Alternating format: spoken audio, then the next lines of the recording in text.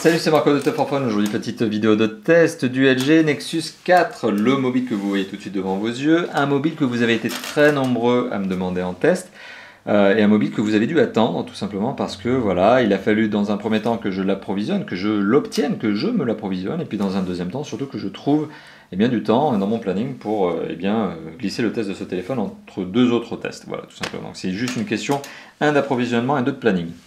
Alors, le Nexus 4, qu'est-ce que c'est? Donc, c'est un téléphone qui est fabriqué par LG, donc c'est le LG Nexus 4, autrement appelé aussi le LG E960. C'est la quatrième génération, comme son nom le laisse supposer, de Nexus. C'est un téléphone qui est concrètement commandé par Google à un constructeur, donc LG ici. C'est la quatrième génération de Nexus, donc je le rappelle. Sachant que les trois premières avaient été commandées à Samsung et HTC. Donc aujourd'hui, on est sur le troisième constructeur qui travaille pour Google sur ce téléphone. Alors c'est un téléphone qui à l'origine est vendu exclusivement, enfin en tout cas était vendu principalement, on va dire ça comme ça, sur la boutique officielle de Google, donc le fameux Play Store. Il en existe deux versions, une version 8 Go et une version 16 Go. La version 8 Go vaut 299 €, la version 16 Go vaut 349 €, sachant qu'il faut rajouter 10 € de plus à chacun de ces deux téléphones pour se le faire livrer lorsque vous le commandez via le Play Store. Alors, ce qui m'a amené justement à vous dire tout à l'heure qu'il était très difficile justement à obtenir, c'est tout simplement parce qu'il est tout le temps en rupture de stock ce téléphone. Ça fait près de 6 mois qu'il est commercialisé, si mes souvenirs sont bons, on est en mars 2013 lorsque je fais cette vidéo. Et il est extrêmement difficile à obtenir, tout simplement parce que, donc, comme je vous l'ai évoqué, la boutique est constamment en rupture de stock, à minima sur la version 16 Go, à maxima sur les deux versions. Alors il existe d'autres manières de l'obtenir.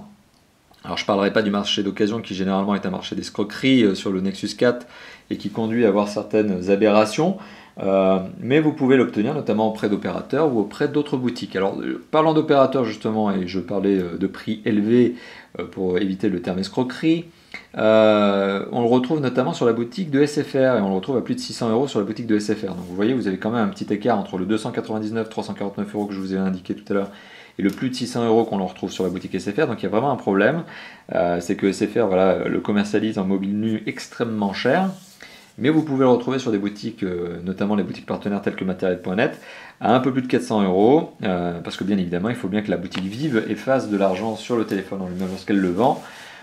Sachant que Google, lorsque Google vend ce téléphone sur son Play Store, apparemment fait 0 € de marge, à savoir donc que le téléphone est vendu à prix coûtant par Google dans le seul but de promouvoir son système d'exploitation et donc encore une fois de plus d'écraser la concurrence. Donc c'est d'ailleurs la stratégie qu'a eu Google depuis le début, c'est donc de commander ces téléphones, de les vendre à son propre compte, mais toujours à prix extrêmement agressif, prix cassé, pour justement imposer son système d'exploitation. Et c'est une stratégie qui paye, puisqu'aujourd'hui, vous le savez, le système d'exploitation qui est Android est le premier système d'exploitation au monde, notamment en termes de part de marché. Voilà. Donc, mais pour en revenir justement à ce fameux Nexus 4, et on va rentrer un petit peu dans le détail, puisque précédemment je vous avais fait une vidéo de déballage au cours de laquelle je vous ai montré cette boîte, le téléphone et les accessoires. Donc aujourd'hui on va parler du test, c'est bien une vidéo, du téléphone, pardon, c'est bien une vidéo de test. Donc pour en revenir au téléphone en lui-même, on va faire ce test en deux grandes parties, un peu classique finalement. La première partie, c'est le matériel en lui-même, donc c'est le téléphone, c'est ce à quoi il ressemble, quel est le matériel. Et puis la deuxième partie, c'est le logiciel, le système d'exploitation, les applications, et puis finalement, plus largement, l'usage. Et à la fin de ces deux grandes parties, on va se dire si oui ou non c'est un téléphone qu'il faut acheter. Ça sera la conclusion. Est-ce que c'est un téléphone que l'on recommande à l'achat? Oui ou non? Eh bien, c'est ce qu'on se dira justement à la fin de cette vidéo. Alors, première partie de la première partie, finalement, c'est l'esthétique du téléphone. Est-ce que c'est un beau téléphone? Est-ce que c'est un téléphone qui est, somme toute, passe-partout, etc. Donc ça, on va en parler. Alors, c'est un téléphone, premièrement, qui est équipé, on le voit, d'un écran 4,7 pouces tactile. Donc, c'est un smartphone full tactile. Et c'est un smartphone, donc, comme je viens de l'évoquer, avec son écran de 4,7 pouces, qui a des dimensions relativement conséquentes qui font que ce téléphone a un certain encombrement. Donc, je vais revenir là-dessus, notamment. Donc, vous le voyez, la prise en main reste malgré tout bonne. Mais justement, je vais vous parler de dimensions. Alors, rentrons dans le détail. C'est un téléphone qui fait 13,4 cm de haut, qui fait 6,9 cm de large et qui fait 9 mm d'épaisseur. Donc oui, on est sur un téléphone qui est plutôt large, mais qui affiche une bonne prise en main, tout simplement parce qu'on est encore à la limite de ce que l'on appelle le phablet. Le phablet, c'est cette nouvelle catégorie de smartphone qui est née avec des écrans 5 pouces et plus.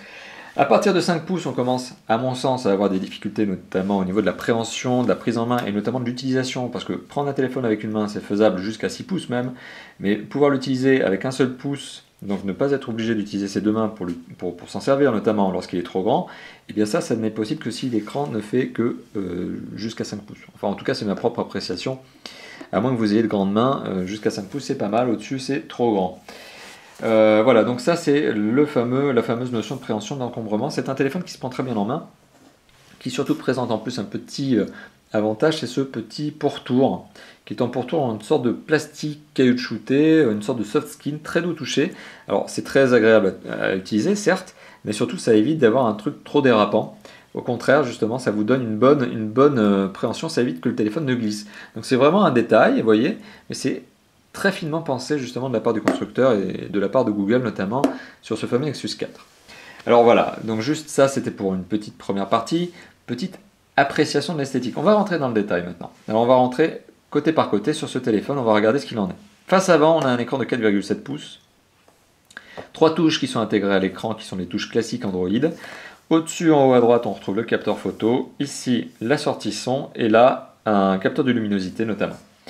En dessous, on ne la voit pas ici, mais elle est bien présente, il y a une lettre de notification qui s'allume en blanc, par exemple, lorsque vous êtes en train de charger, mais qui s'allume aussi si vous recevez des SMS. Donc ça, c'est pour la face avant du mobile, un écran de 4,7 pouces tactile sur lequel je vais revenir. Le tout est doté d'une vitre Corning Gorilla 2. Alors, sur le côté gauche du mobile, on retrouve deux choses. Le bouton de contrôle de volume plus-moins, qui est légèrement chromé. D'ailleurs, on remarquera qu'on a un petit liseré ici chromé tout autour du téléphone. Et on retrouve la trappe qui permet l'accès à la micro SIM. Sur le dessus, on retrouve ici le jack 3.5 et ici une entrée micro secondaire pour éviter le bruit extérieur lorsque vous êtes en train d'appeler. Tout simplement pour permettre à votre interlocuteur de mieux vous entendre. Sur le côté droit, on retrouve le bouton de contrôle Power, tout simplement on-off. On retrouve sur le dessous la connectique micro USB et l'entrée micro primaire et deux vis qui permettent justement de retirer l'arrière du mobile. Chose que je vous déconseille justement, ce téléphone, laissez-le comme ça, ne vous amusez pas à le dévisser, c'est pas fait pour ça. Donc ce qui veut dire en fait que ce téléphone est un téléphone monobloc. Alors maintenant, pour rentrer un petit peu aussi dans le détail à l'arrière du mobile, qu'est-ce que l'on retrouve? Alors, l'arrière du mobile est doté également d'une vitre Corning Gorilla. Donc c'est la particularité, c'est la spécificité. Alors là, je jongle un peu avec les reflets, je suis désolé. C'est la particularité de ce mobile, c'est d'avoir deux couches de verre. Donc la couche de verre arrière, vous l'aurez remarqué, elle a un petit motif, une sorte de petit motif pixelisé, un petit peu pailleté. Donc voilà, ça c'est un petit peu ce qu'on retrouve à l'arrière du mobile. On retrouve aussi le marquage LG, le marquage Nexus, l'appareil photo avec capteur, donc le capteur photo avec le flash LED et l'entrée, que dis-je, la sortie haut-parleur et des petites normes CE, etc. Bon, donc grand classique. Alors petite note à noter justement, enfin petite particularité sur ce mobile, vous aurez remarqué il y a deux petits picots ici sur le pourtour caoutchouté. Au départ j'ai cru que c'était un défaut de fabrication, j'ai cru justement que que le plastique avait été mal ébavuré. Donc ce qu'on appelle ébavuré, ça veut dire lissé, mal coupé. Et non pas du tout, en fait, ce sont deux petits points volontaires pour surélever un petit peu le mobile, pour éviter qu'il ne soit posé à même la vitre. Voilà, donc c'est la petite note, la petite particularité supplémentaire au niveau de ce design. Bon, pour le design, somme toute, moi je le trouve plutôt sympathique. Je trouve les matériaux utilisés très valorisants. C'est un mobile que l'on a plaisir à sortir finalement de sa poche. C'est un mobile valorisant, voilà, je viens de l'évoquer. Et c'est exactement l'adjectif que je vais utiliser pour ce téléphone, valorisant.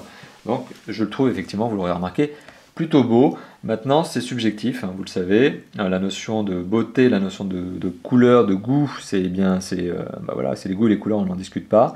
C'est chacun verra midi à sa porte. J'aime bien utiliser les proverbes. Donc, somme toute, pour vous dire effectivement que le design, je le trouve plutôt sympathique. Mais bon, charge à vous de me dire si vous le trouvez aussi joli, ce fameux Nexus 4. Alors maintenant, pour rentrer un petit peu sur le détail de l'écran. Alors l'écran, c'est un 4,7 pouces. C'est un 4,7 pouces doté d'une dalle tactile capacitive qui, comme je vous l'ai évoqué, est une dalle tactile capacitive utilisant une vitre Corning Gorilla. L'écran en lui-même est un écran IPS avec une résolution WXVGA, donc ça veut dire qu'il fait 1280 pixels par 768 pixels. Donc oui, c'est bien un écran HD et il a une densité de 320 ppp, donc 320 pixels par pouce. Donc c'est aussi une des raisons qui ont fait que je me suis procuré personnellement ce téléphone. C'est notamment la qualité HD de son écran. Vous le savez, je suis un peu fan, justement, un peu pénible, on va dire, sur la qualité HD des écrans. Donc effectivement, c'est un des critères qui m'ont poussé à prendre ce téléphone. Justement, alors en termes de contraste, de luminosité, tout ça, j'ai envie de vous montrer un petit peu ce qu'il en est. C'est un téléphone qui rend bien, qui a une bonne luminosité, un contraste satisfaisant, moins bon qu'un Super AMOLED, mais il est satisfaisant à mon sens, à mon goût. Il est meilleur que certains autres Super LCD que l'on pourrait retrouver. Moi je trouve, voilà, donc bonne luminosité, contraste satisfaisant même si on a un petit effet lumineux tout autour du mobile, et la gestion des couleurs est tout à fait sympathique. On a peut-être un rouge un peu terne, un vert un peu vif et un bleu qui teinte un petit peu sur le violacé, en tout cas c'est mon appréciation, mais voilà, la gestion de la luminosité, des couleurs et du noir est plutôt bonne. Là justement je le mets totalement en noir. On remarquera si vous avez, voilà, si vous arrivez peut-être à le voir avec le reflet, je ne sais pas. On remarquera qu'il y a un petit reflet lumineux sur les côtés.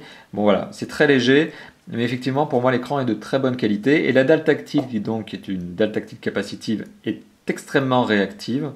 J'ai pas noté de lag. Voilà, j'ai pas noté de lag lors de l'utilisation de ce téléphone. Tout simplement parce que la dalle est bonne aussi et parce que les performances qui vont derrière, donc qui permettent à ce téléphone de tourner rapidement ou pas, eh bien, sont tout à fait au rendez-vous. Juste pour revenir là-dessus, la vitre est une Corning Gorilla 2.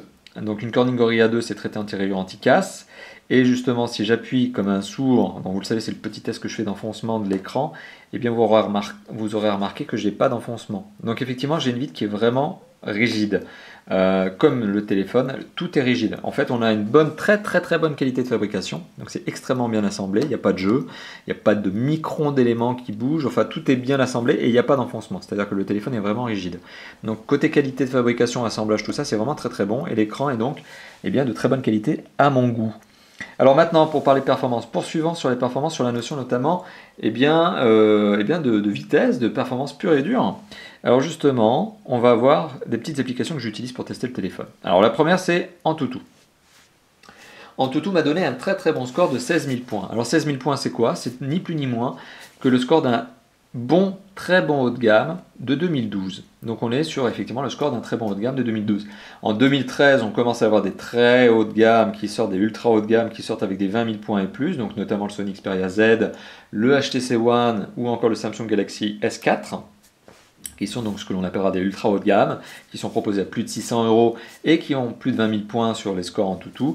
Ici, on reste sur un très sympathique 16 000 points qui, je ne peux pas dire les choses autrement, vous permet de faire fonctionner toutes les applications, tous les jeux, rien ne rame sur ce téléphone parce que 16 000 points c'est quand même très conséquent. Sur Quadrant, j'obtiens un score de, alors on va peut-être le voir ici, je vais essayer de zoomer, voilà, 5053 points, bon, autant dire 5000, qui permet aussi à ce téléphone de se classer dans les hauts de gamme. Clairement, on est d'ailleurs plus puissant qu'un HTC One X qui est sorti un tout petit peu après justement ce fameux LG Nexus 4. Donc on est sur un téléphone qui est puissant.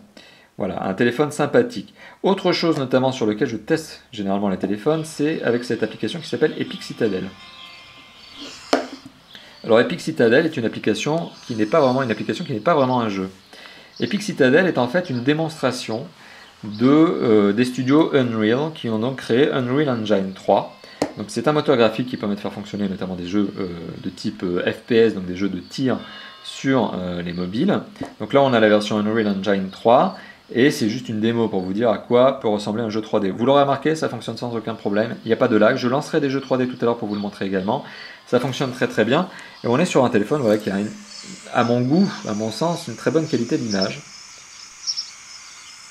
Et voilà. Et donc là, effectivement, on est en mode benchmark. Donc ça tourne tout seul. Il n'y a pas de jeu, hein, pour proprement parler. On ne peut que se balader dans cette ville. Et la ville est vide.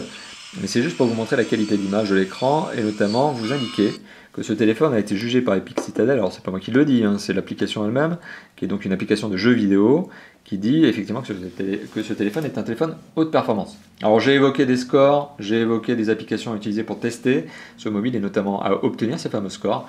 Je vous ai pas dit ce que contenait ce téléphone. Alors qu'est-ce qu'il a ce téléphone justement pour être aussi puissant? Eh bien il a un processeur qui est un Qualcomm Snapdragon S4 Pro 4 cœurs qui est cadencé à 1,5 GHz. Le modèle précisément c'est un APQ 8064, ça parlera aux connaisseurs notamment. La mémoire vive, eh bien, elle est fournie en quantité puisqu'on a 2 Go de mémoire vive. On a un processeur graphique qui n'est pas forcément le plus puissant qui existe aujourd'hui sur le marché, mais qui est un très bon processeur graphique, qui est un Adreno 320. Et côté mémoire de stockage, on a une mémoire de stockage donc, qui est disponible en deux versions, 8 Go ou 16 Go, sachant que le gros défaut de ce téléphone, et je le dis tout de suite, ça n'est pas les performances pures et dures, puisqu'il est rapide, il est performance téléphone. C'est la mémoire de stockage. puisqu'en fait, vous n'avez pas d'emplacement micro SD.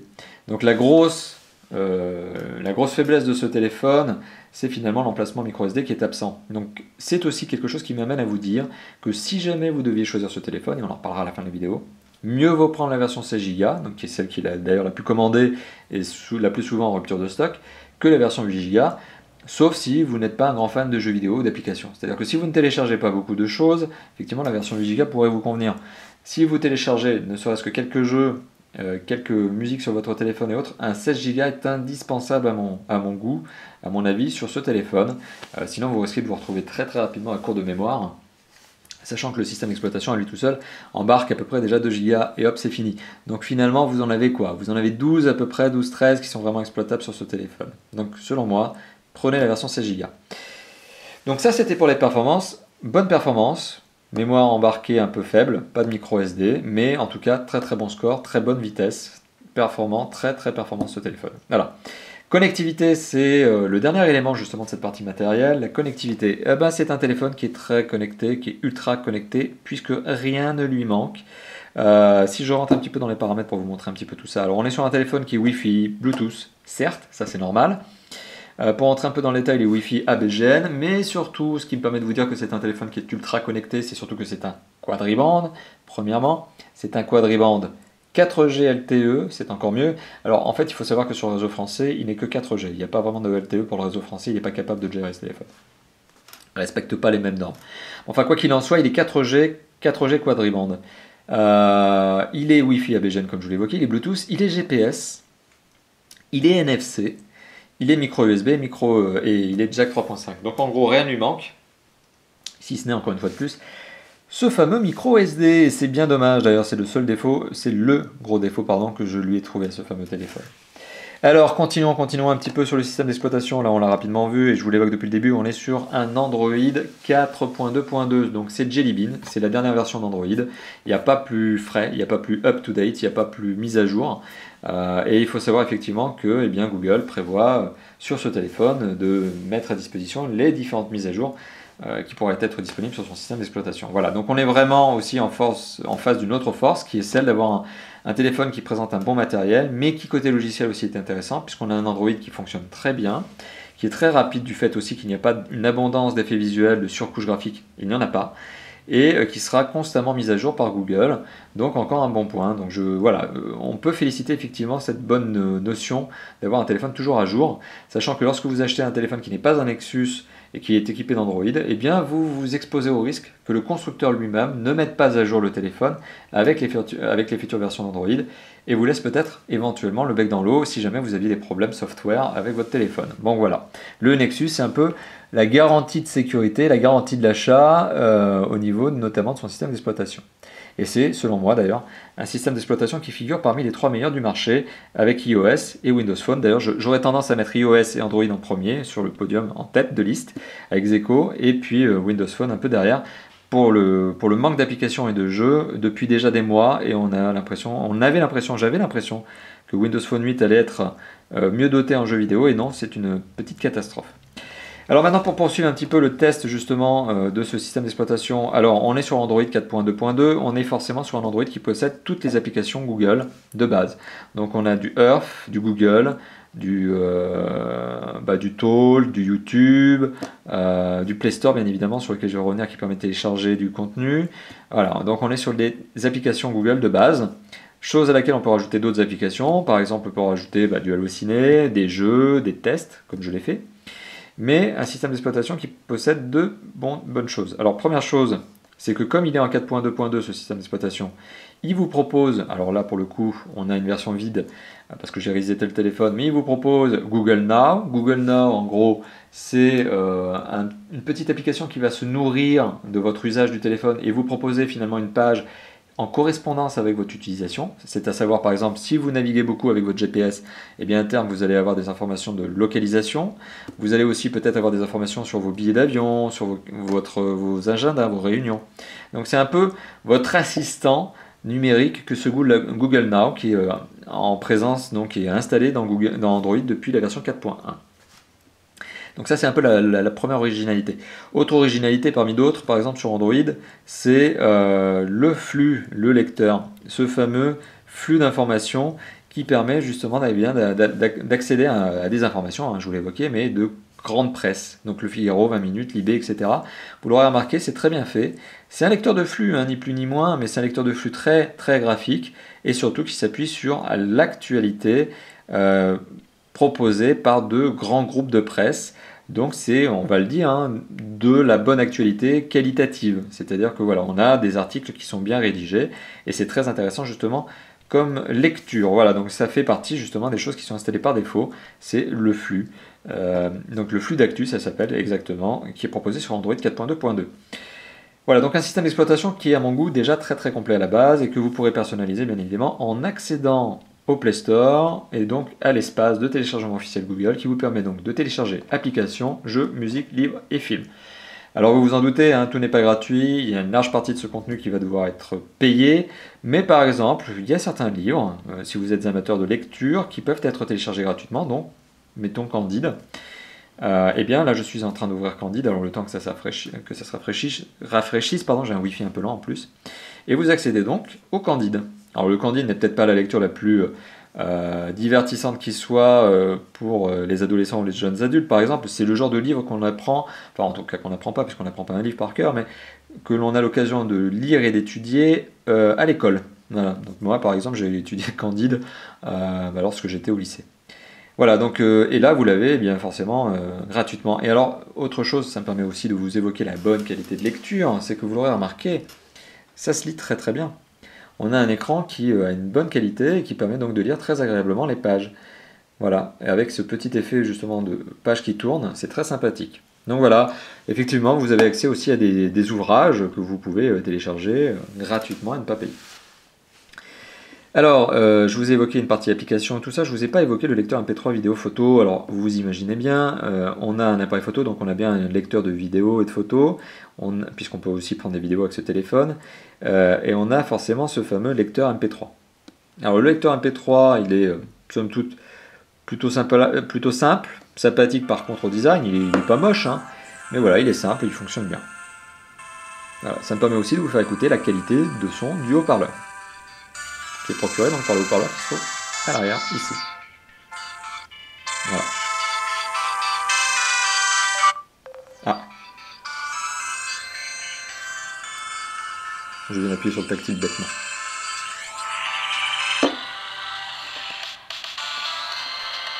Alors le son est un peu étouffé, effectivement, quand je pose le téléphone sur la table. Voilà, donc on est sur une bonne qualité de lecture, une bonne qualité de lecture des MP3 forcément, parce que c'est pas très compliqué d'avoir un MP3 qui fonctionne bien dans un mobile maintenant, mais ça tourne bien, voilà, ça tourne bien. Donc je vous ai montré un petit peu de MP3, pardon, je vous ai montré un petit peu le fonctionnement d'Android. Je vais montrer une petite vidéo YouTube, tiens, juste pour vous montrer un petit peu ce à quoi ça peut ressembler, d'avoir une vidéo HD.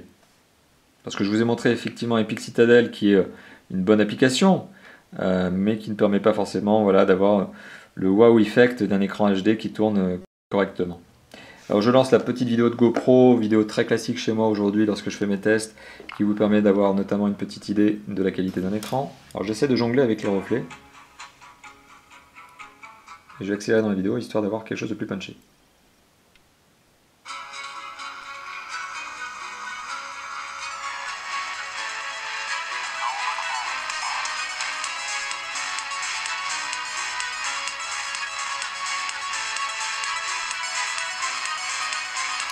Alors ça c'est effectivement pour vous montrer la belle qualité d'image, vous voyez les couleurs sont plutôt belles. Hein, on est sur du HD. Voilà. Voilà, donc ça c'était pour la petite vidéo YouTube. Donc voilà, en termes de performance je refais encore le point, mais oui on est sur un téléphone qui est performant, oui on est sur un système d'exploitation qui est Android 4.2.2 qui marche bien. Et voilà, on a un bel écran. Alors, autre point sur lequel j'ai envie d'arriver notamment, à savoir la batterie. La batterie qui est dans ce téléphone est une batterie de 2100 mAh. Donc ça n'est pas rien, et ça n'est pas mauvais en soi. Oups, petit shoot à la caméra. Ça n'est pas mauvais en soi, et c'est même quelque chose qui est satisfaisant, puisque ça autorise une autonomie de 1 à 2 jours sur ce téléphone. Personnellement, on regarde mon utilisation qui est plutôt classique, hein, avec une demi-heure d'appel par jour, une demi-heure de web, quelques mails, des checks réguliers. Finalement, j'arrive à 1 jour et demi d'autonomie sur ce téléphone. Donc oui, ce téléphone a, à mon goût, à mon avis, une bonne autonomie. On reste finalement un petit peu dans le standard de l'autonomie classique d'un smartphone aujourd'hui. À peine mieux, en tout cas pas pire. Donc ça c'est pour l'autonomie. Pour le DAS, on est sur alors le DAS, ce fameux DAS qui est le débit d'absorption spécifique, c'est son acronyme. C'est la capacité d'un téléphone à émettre ou pas des ondes. On est sur un très très bon DAS puisqu'on a 0,407, donc 0,4 watts par kilo, sachant que la norme en France et plus largement en Union Européenne est de 2 watts par kilo, c'est la norme à ne pas dépasser. En France, on voit encore des mobiles débarquer cette année avec des 1,1, 1,2 watts par kilo, ce qui est colossal finalement. Et bien ce téléphone fait partie des meilleurs élèves aujourd'hui avec un DAS de 0,407 watts par kilo, donc un mobile qui dans l'absolu n'émet pas trop d'ondes. Voilà, en tout cas, toute proportion gardée. Voilà, donc on a fait un beau tour du téléphone. Là, la vidéo dure depuis 25 minutes. Et bien c'est pour moi le moment justement de tirer la conclusion de cette vidéo et de vous dire ce que j'en pense de ce fameux Nexus 4. Alors juste pour faire un petit récap justement des différentes choses que l'on s'est dit. Donc première chose, c'est l'esthétique du téléphone. Vous aurez remarqué donc la double couche en verre donc qui sur les deux côtés du Corning Gorilla 2. Un téléphone à mon goût très élégant mais qui présente des dimensions conséquentes en raison de son écran de 4,7 pouces. Un écran de 4,7 pouces qui présente d'ailleurs une belle gestion des couleurs, du contraste et de la luminosité. La dalle tactile étant une dalle tactile capacitive, elle est très réactive, elle marche très bien. Donc justement, là je vais faire un petit test supplémentaire parce que je me suis rendu compte que je l'avais zappé. Je vais juste faire Tap for Phone. Aussi ça me permet de vous montrer la saisie au clavier. Donc je rentre sur Tap for Phone. Voilà, et je vais jongler un petit peu comme ça. Bon, ça c'est typiquement le genre de test que l'on fait pour vous montrer si oui ou non il y a du lag au niveau d'un écran. Non, il n'y a pas de lag. Voilà. Autre chose sur laquelle je me suis rendu compte que je n'avais pas envoyé, c'est la notion du jeu. Alors justement, pour vous montrer qu'on n'a pas de lag sur ce téléphone et que ça tourne bien, je vais lancer un petit Asphalt 7 en espérant que ça ne prenne pas trop de temps. Alors je continue justement cette petite vidéo en vous évoquant les différents points. Performance élevée, on va le voir notamment avec Asphalt 7, est-ce que ça se lance bien ou pas? J'espère que je n'aurai pas d'effet Bonaldi à subir, mais selon moi, jusqu'à maintenant, ça fonctionne très bien. Les temps de chargement sont longs, comme sur tous les smartphones. Mais heureusement que les 16 000 points d'Antutu sont là aussi pour aider à accélérer un petit peu la chose. On a donc des bonnes performances, donc comme je l'ai évoqué, on est même sur du haut de gamme, on est sur un prix moyen de gamme, mais on est clairement sur les performances d'un haut de gamme. 16 000 points Antutu, 5 000 points quadrante, un processeur qui est à 1,5 GHz 4 cœurs et 2 Go de RAM, sans oublier le processeur qui est un Adreno 320, ça tourne très bien.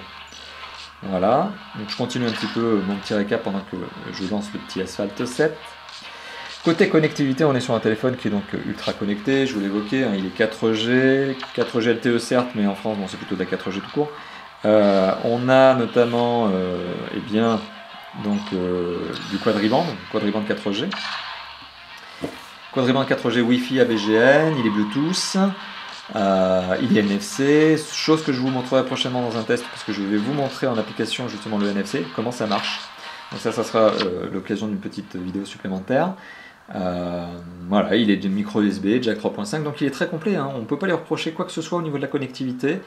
La seule chose sur laquelle j'ai effectivement trouvé un reproche à lui faire, c'est la mémoire. Le système d'exploitation est un Android 4.2.2 et l'usage, voilà, maintenant c'est la dernière petite parenthèse que je voudrais faire, c'est un téléphone qui, selon moi, peut se destiner tant à un usage professionnel que personnel, si ce n'est que si vous voulez l'utiliser pour du professionnel, vous allez devoir malheureusement attendre. Alors quand on est un particulier, c'est déjà énervant, mais quand on est un professionnel, c'est d'autant plus énervant parce que vous allez devoir attendre avant de pouvoir travailler avec un téléphone comme ça. Alors voilà, petite vidéo. Alors désolé, la vidéo vient juste de se couper, donc là c'est un petit montage que je suis en train de faire, donc c'est pas très propre, mais c'est juste pour vous évoquer effectivement que la caméra vient de me lâcher, il n'y avait plus de batterie dedans, donc j'ai dû être obligé de la rebrancher et de poursuivre la vidéo. On était donc en train de tirer la conclusion de cette vidéo, et là j'étais donc en train de vous montrer finalement Asphalt 7. Voilà, donc c'est juste pour vous montrer effectivement que c'est un jeu qui est quand même réputé être gourmand sur ce téléphone, et qui tourne sans aucun problème. Alors je suis pas très bon conducteur pour le coup, mon objectif est pas trop là, mon objectif est de vous montrer qu'en cas de collision, le jeu ne ralentit pas. Et c'est très symptomatique justement, quand un jeu est mauvais, enfin pas mauvais, mais quand le téléphone n'est pas suffisamment performant pour faire tourner un gros jeu, c'est symptomatique lorsque l'on a par exemple sur Asphalt 7 un choc, que le jeu ralentisse. On a une impression de ralentissement, de lag donc. Eh bien, si vous n'avez pas cette impression de ralentissement lorsque vous heurtez quelque chose avec ce fameux Nexus 4, eh bien, ça veut dire que le téléphone fonctionne sans aucun souci, de manière suffisamment performante pour faire tourner des jeux tels que celui-là. Alors j'aurais pu vous montrer du Wild Blood, etc. C'est exactement la même chose, et bien évidemment du Contre-jour, qui est aussi un jeu que j'utilise pour vous montrer les capacités en jeu 2D. Enfin bon voilà, vous vous en doutez bien, un Asphalt 7 tournant, on peut faire tourner n'importe quel jeu 2D, et plus largement d'autres jeux 3D. Je vous rassure, Wild Blood, qui est un jeu extrêmement gourmand en ressources 3D, notamment sur ce téléphone, qui utilise d'ailleurs un moteur graphique Unreal, eh bien fonctionne sans aucun problème, au contraire, puisque j'ai joué avec plaisir à Wild Blood sur ce téléphone.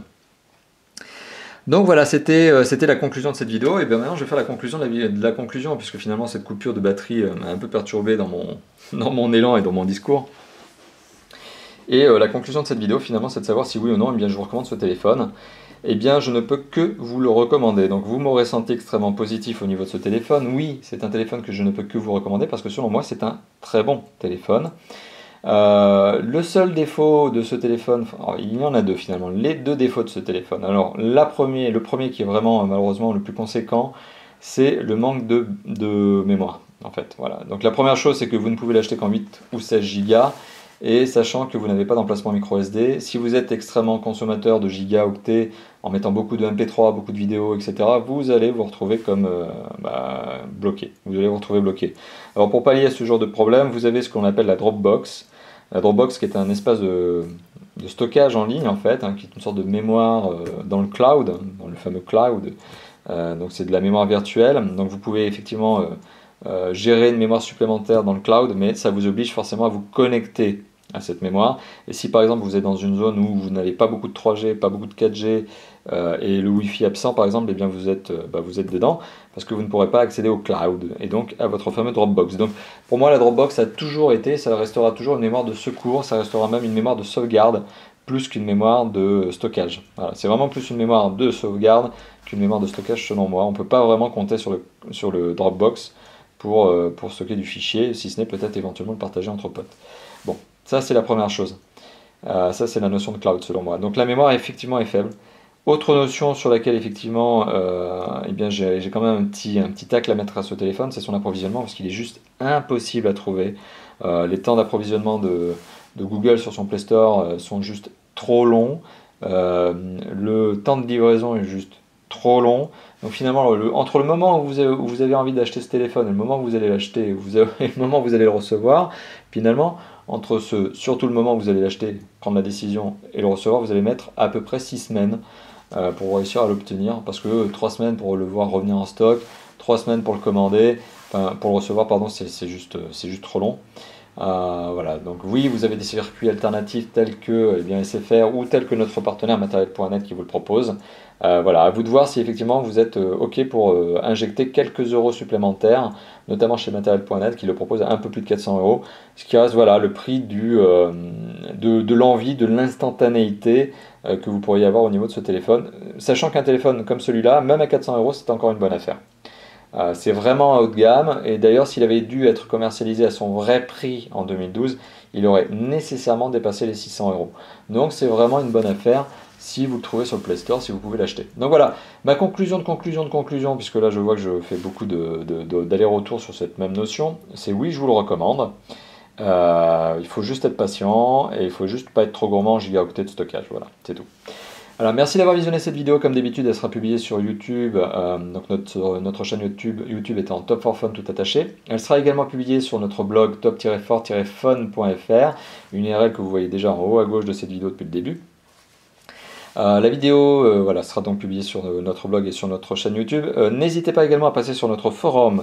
Nous avons une belle section qui s'appelle la section Quel mobile choisir. Donc si jamais vous aviez des incertitudes sur le mobile à justement choisir celui-là parmi tant d'autres par exemple, eh bien n'hésitez pas à nous poser votre question. Nous c'est notamment Top4Fun, donc c'est les contributeurs, les rédacteurs tels que moi, mais aussi les lecteurs et les contributeurs de notre blog et de notre forum qui sont d'ailleurs parfois et c'est même souvent, plus réactifs que nous, dont certains répondent même dans l'heure. Nous répondons en général en moins de 24 heures. Voilà, donc n'hésitez pas effectivement à passer sur notre forum également, et n'hésitez pas, dernière chose, à passer sur notre Facebook et notre Twitter, tout simplement parce que sur ces deux notions, sur ces deux éléments, on publie assez fréquemment des flash news qui nous permettent justement de vous informer de la sortie d'un nouveau mobile, par exemple du réapprovisionnement du Nexus 4. Donc des petits flash news qui n'auraient pas de justesse quant à leur publication sur le blog, mais qui trouvent une certaine pertinence justement à être communiqués sur Facebook et sur notre Twitter. Voilà, et enfin, dernière petite chose, j'allais oublier, n'oubliez pas justement, si ce n'est pas encore déjà fait, à vous abonner à notre chaîne YouTube qui compte déjà plus de 4500 abonnés, et on espère vous compter parmi nous si justement ce n'est pas encore le cas, et arriver avec vous très rapidement au cap des 10 000. Voilà, merci, à bientôt, ciao ciao.